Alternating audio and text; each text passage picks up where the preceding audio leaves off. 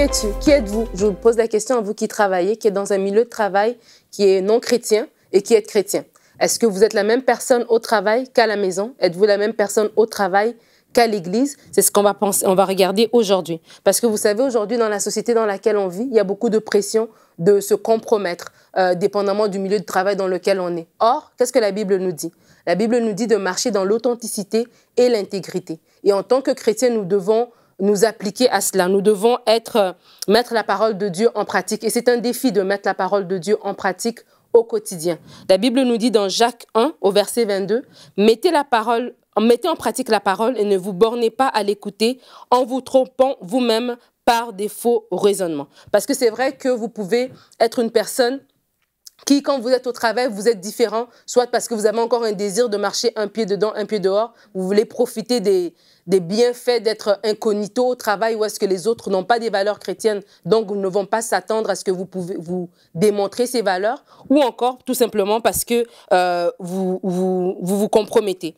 Et pourquoi certaines personnes se trouvent à manquer d'authenticité? Je pourrais déjà définir l'authenticité comme la capacité de garder son caractère, de garder sa nature, peu importe l'environnement dans lequel on se trouve. Alors, pourquoi certaines personnes manquent d'authenticité? Je vais vous donner deux raisons. Il y en a plusieurs sûrement, mais on va regarder deux raisons aujourd'hui. La première serait pour obtenir des faveurs. On va lire ensemble dans Genèse 27, le verset 21 à 23. Ça dit ceci. « Et Isaac dit à Jacob, « Approche-toi, je te prie, et je te tâterai, mon fils, pour savoir si tu es véritablement mon fils Ésaü ou non. » Et Jacob s'approcha d'Isaac, son père, et il le tâta. Et dit, « La voix est la voix de Jacob, mais les mains sont les mains d'Ésaü. » Et dans ce texte, on voit que Jacob a utilisé un subterfuge pour prendre la bénédiction qui était normalement réservée à son grand frère Ésaü. Il s'est compromis, il a manqué d'authenticité. Et de la même manière, au travail, vous pouvez vous compromettre pour obtenir de faveurs, pour obtenir une promotion au travail, pour être mieux vu par votre directeur de secteur, par votre directrice. Mais je veux vous dire quelque chose, c'est que la faveur et l'élévation viennent de Dieu. C'est Dieu qui élève, c'est Dieu qui positionne, c'est Dieu qui abaisse, c'est Dieu qui vous ouvre les portes et non les gens. Et si vous êtes authentique et vous êtes intègre et vous restez attaché à la parole, Dieu lui-même, il va ouvrir les portes. Pas besoin de rentrer dans les politiques du travail, pas besoin de faire les crocs en jambes comme ils le font au travail. Vous pouvez rester intègre et obtenir faveur si vous êtes du bon côté, si vous êtes du côté de Dieu. La deuxième raison pourquoi les gens manquent d'intégrité au travail ou d'authenticité, c'est par honte d'être différent. Parce qu'on l'a dit aujourd'hui, de plus en plus encore dans ce siècle présent, la pression est tellement grande pour se conformer à des valeurs qui ne sont pas les nôtres. Aujourd'hui, on appelle mal ce qui est bien et on appelle bien ce qui est mal. Et certaines personnes se trouvent à faillir dans leur intégrité parce qu'ils ne veulent pas aller à contre-courant, parce qu'ils ne veulent pas être différents, parce qu'ils veulent être comme tout le monde. Mais je veux vous dire quelque chose, et Jésus l'a dit, vous êtes le sel de la terre. C'est vous qui donnez la saveur, c'est vous qui donnez le ton.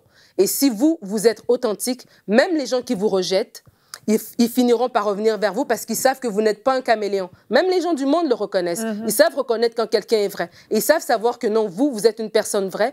Et quand le vent va souffler fort, vous serez une personne de référence. Alors, vous pourriez me dire, mais tu sais pas c'est quoi mon milieu de travail. Si j'affiche mes couleurs telles que je suis, je vais être rejeté ou je peux tout perdre. Alors, j'aimerais vous donner 3 conseils. Le premier, vous devez avoir un code de conduite personnel. Vous devez avoir des choses que vous savez que moi, je ne fais pas. Mon bureau n'est pas un bureau où est-ce qu'on vient raconter des bêtises, où est-ce qu'on vient raconter des choses qui n'honorent pas Dieu, où est-ce qu'on vient raconter des commérages. Mon bureau n'est pas l'endroit où est-ce qu'on dit toutes sortes de choses. Je ne suis pas la personne qui va faire suivre des courriels déplacés, des blagues déplacées. Je ne le fais pas. Et quand vous avez un code de conduite et que vous êtes intègre et que vous respectez ce code, les gens vont le reconnaître. À vous, ils vont dire « Ah non, elle ne fait pas ça. Lui, il ne fait pas ça. » Même en blaguant, mais au moins, ils reconnaissent que vous êtes une personne qui marche droit. La deuxième chose, vous devez être rempli du Saint-Esprit.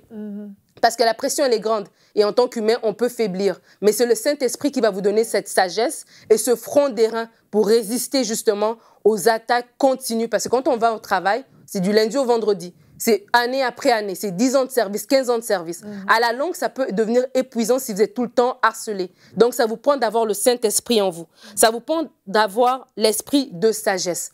La sagesse, pourquoi? La sagesse pour savoir quoi dire, quoi ne pas dire, où aller. La sagesse pour savoir peut-être après le bureau le vendredi, il y a une sortie au resto, ça va finir dans un bar. les gens vont boire après avoir trop bu, il y aura des excès. Vous le savez déjà. Alors, excusez-vous, n'y allez pas. Si vous y allez, faites un cas de présence et au bout de quelques temps, esquivez-vous avant que les choses dégénèrent. Ayez aussi la sagesse de savoir comment dealer avec les gens, comment vous comporter. Et la troisième chose, soyez sûr que le milieu de travail dans lequel vous êtes, Dieu vous y a placé. Parce qu'il y a des milieux de travail qu'un enfant de Dieu aussi ne doit pas s'exposer. Parce que oui, on a parlé de toutes ces choses, mais si vous êtes déjà à la base travailler comme serveuse dans une boîte de danseuses, déjà à la base, vous n'êtes déjà pas au bon endroit. Donc, il y a des milieux de travail qu'il ne faut pas être. Mais bien sûr, nous sommes le sel de la terre. Un enfant de Dieu peut travailler dans le milieu judiciaire, dans le milieu médical, dans le milieu scolaire. Les portes nous sont ouvertes parce qu'on sait que c'est Dieu qui nous a placés et nous sommes un agent d'influence. Mais n'empêche d'être sûr que Dieu nous a bien placés là. Mais c'est possible d'être intègre et de garder vraiment son authenticité dans un milieu de travail. On voit Néhémie, on voit Joseph, on voit Daniel, 3 personnes, et il y en a d'autres dans la Bible, qui ont su rester intègres malgré qu'ils étaient dans un milieu de travail difficile. Et je vais vous laisser avec ce verset de Daniel 1,8 qui dit « Daniel résolut de ne pas se souiller ». Et je vous encourage à ce que ce soit le cas pour vous également. Retrouvez la suite de ce programme dans l'émission Bonjour chez vous sur ENCI TV.